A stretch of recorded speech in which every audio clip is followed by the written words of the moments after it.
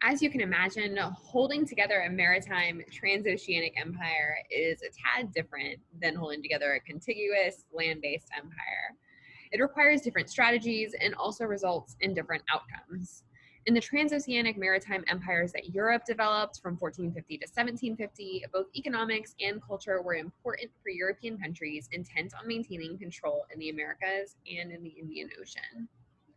The settlement of the Americas and the creation of huge trading empires required new economic systems. The dominant economic theory at the time was actually not capitalism like we see today.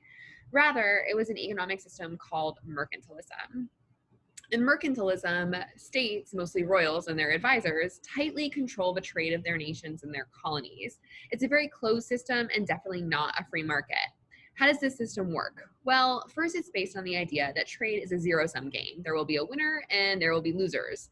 In order to win, you need to collect as much gold and silver as possible. In order to do that, you need to have a favorable trade balance or export more than you import. In order to do that, you need colonies so you can get raw materials from them and sell bonus finished products to them. Think of the Boston Tea Party. The colonists are mad about the taxes on tea because they can't buy tea from other suppliers, only the British. That's how mercantilism works in the colonies. Other economic developments that helped establish overseas empires are two new types of companies, the joint stock company and the charter company. Joint stock companies split their risk and their profits among multiple investors. So instead of you losing everything if one of your ships goes down in a storm, you only lose 1/10 because you split the investment of that ship with 9 other people. A charter company is a way for a monarch to grant permission for one company to have a monopoly over a certain trade route, land, or product. Think of the British East India Company. They were granted permission by the British monarchs to control trade to and from the East Indies. That's a lot of cheddar. With the incorporation of a whole additional continent into the trade network of the world, you can imagine that networks of exchange experience changes as well. One of the first new developments was what we call the Atlantic system, and it was characterized by this triangle of trade. Finished products produced in Europe, like textiles, firearms, alcohol, and luxury goods, are traded in Africa in exchange for enslaved persons who are sent across the Middle Passage of the Atlantic to the Americas, where they served as forced laborers to produce the raw materials to be sent to Europe to create the finished product to sell to Africa. It's a vicious and a pretty ugly cycle. Also, this is the first time we get a truly global trade network. Towards the end of the Ming Dynasty, Chinese trade with Europe had begun to drop off. While Europeans continued to want East Asian luxury goods, China didn't really need or want any of the products that Europe had to offer. This problem was solved by hard currency. The Ming Dynasty began collecting taxes in silver. A lot of that silver came from Japan, so Europeans would trade with the Japanese prior to the closed country edicts to get the silver the Chinese wanted so they could finally trade for Chinese products.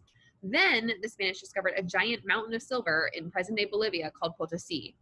They then could use their own silver to trade with the Chinese to get the products to trade with the rest of Europe. This catapulted the Spanish to the top of the European and world food chain, but those who burn the brightest burn the shortest. And it wasn't long until China's economy collapsed, silver flooded the market, and the Spanish, who'd failed to modernize, because why would they, fell behind.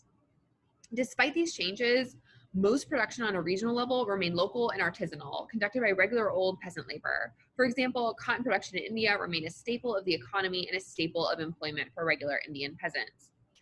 Changes also occurred socially and religiously because of the intermixing of peoples in the Americas. First and foremost, as I mentioned in a different episode, African societies were undermined because of the massive population loss from the slave trade and the resulting changes for family structures, like men having multiple wives.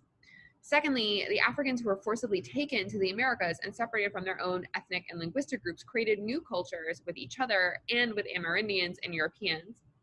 For example, off the shores of South Carolina, enslaved people from different West African groups created a syncretic culture called Gullah culture, with its own language and traditions. This blending of cultures continued with religion. As Europeans conquered the Americas, they were adamant that the natives become Christians. Remember, one of the driving factors behind Ferdinand and Isabella's funding of the missions was to create more Christians. For the conquered Aztecs, this went a variety of ways. For many Aztecs, the sheer devastation brought by the Spanish indicated to them that the Spanish God of the Christians was more powerful and therefore deserved their worship. However, the people of Mexico did find it difficult to accept the exclusivity of worship required of Christianity. In order to facilitate an easier transition, more native components were sometimes added, creating new types of Christianity.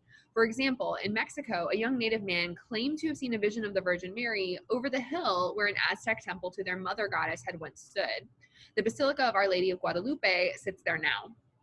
In the Andes, the Virgin Mary was again associated with native mother goddesses.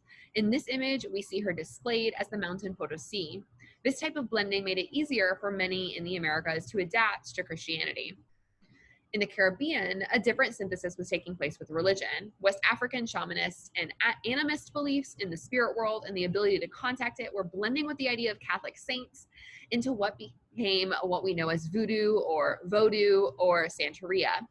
While both of these religions resulted from the blending of West African and Catholic beliefs, they are different religions and are traditional to different locations in the Caribbean world and different West African groups. Santeria is more closely tied to the Yoruba of West Africa, while voodoo or vodou can be more closely tied to the Yue and the Fon groups. The incorporation of the Americas into the world network created a whole new system of economics and sociocultural systems that we see here in Unit 4, Topic 5. And next time, we'll be talking about how not everybody was thrilled about these developments and definitely didn't just take them lying down.